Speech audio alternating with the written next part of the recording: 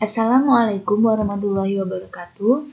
Pada video kali ini saya akan membahas materi mengenai bahasa bebas konteks. Sebelumnya perkenalkan saya Vindi Sylvia NPM 19170511010 dari kelas B Prodi S1 Ilmu Komputer. Sebelumnya di sini ada definisi CFG atau Context Free Grammar atau bahasa bebas konteks adalah sebuah tata bahasa di mana tidak terdapat pembatasan pada hasil produksinya. Contoh pada aturan produksi alfa menjadi beta. Batasannya hanyalah ruas kiri atau alfa adalah sebuah simbol variabel non-terminal. CFG atau bahasa bebas konteks, contohnya itu aturan produksi yang termasuk CFG adalah sebagai berikut. B menjadi C, D, E, F, G, dan D menjadi B, C, D, E. Jadi yang variabel dengan huruf kapital ini adalah non-terminal dan yang huruf kecil adalah terminal. Selanjutnya ada proses parsing. Proses pembacaan string dalam bahasa sesuai CFG tertentu.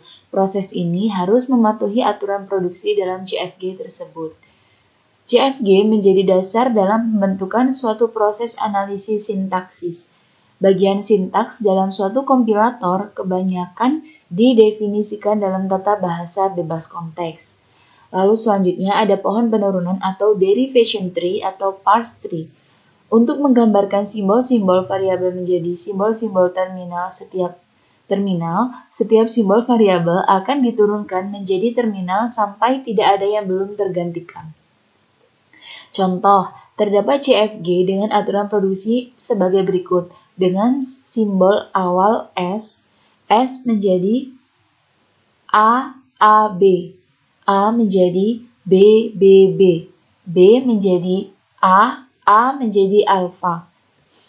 Nah, di sini, jadi setiap S itu menjadi A kecil, A, B. Setiap ada A besar itu menjadi B kecil, B besar, B kecil.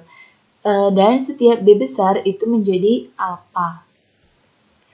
Lalu derivation itu ada dua, ada leftmost derivation dan rightmost derivation.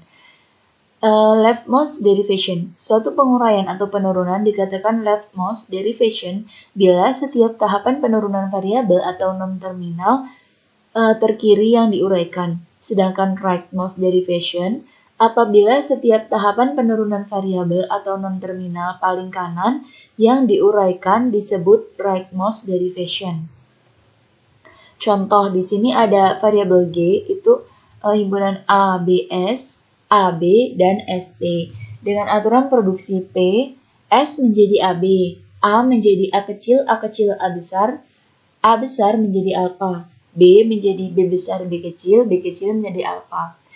Leftmost derivation untuk menghasilkan string AAB itu sebagai berikut. S menjadi AB, menjadi AAAB, menjadi AAB, AABB, dan AAB. Nah, untuk rightmost-nya bisa dilihat pada layar. Masih contoh yang tadi, leftmost derivation untuk menghasilkan string A, B, B, B, B adalah sebagai berikut. Bisa langsung dilihat pada layar. Rightmost derivation untuk menghasilkan string A, B, B, B, B itu juga ada pada layar sebagai berikut. Selanjutnya ada parsing dan keanggotaan. Untuk menentukan apakah string W berada di LG atau pola bahasa G dengan cara secara sistematis membangun semua kemungkinan penurunan dan mencocokkan hasilnya apakah ada yang sama dengan string W, disebut exhaustive search parsing. Contoh, untuk menentukan apakah string AB berada pada bahasa yang dibentuk oleh grammar dengan aturan produksi S menjadi SS, menjadi ASB, menjadi BSA, dan menjadi alfa. Nah, di sini ada beberapa tahapan. Untuk penguraian pertama bisa dilihat ada 4 langkah sehingga terbentuknya S menjadi alfa. Untuk penguraian pertama tersebut membentuk untaian sebagai berikut. Nah, penguraian kedua, penguraian nomor 3 dan 4 tidak perlu dilanjutkan. Nah, selanjutnya ada ambiguitas. Ambiguitas terjadi bila terdapat lebih dari satu pohon penurunan yang berbeda untuk memperoleh suatu string. Paling sedikit ada 2 pohon. Misalkan terdapat tata bahasa sebagai berikut. S menjadi SS, menjadi ASB, menjadi apa. Untuk memperoleh untai AABB bisa terdapat 2 cara penurunan sebagai berikut. Ada 2 pohon kanan dan kiri. Itulah tadi penjelasan dari saya. Semoga dapat dipahami. Saya akhiri. Wassalamualaikum warahmatullahi wabarakatuh.